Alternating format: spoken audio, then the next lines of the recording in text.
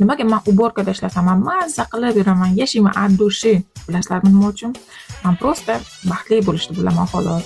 Sizlarni ham shunga o'rgatish niyatim bor. Baxtli bo'lishni o'rganishlaringiz kerak.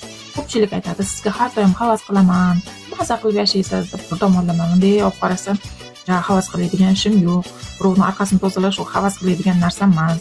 Men просто qiyinchiliklardan dars olaman, keyin filtr qilaman har doim yomon narsalar hayolimga kelganda. Farzandlarim bor, mehribon turmush o'rtog'im bor, ota-onam bor, qarindoshlarim bor, do'stlarim bor, meni eslab telefon qilib turadigan, men bilan gaplashgisi keladigan. Kimdir kayfiyatini ko'tarsam, o'zim shunaqa xursand bo'lib ketaman.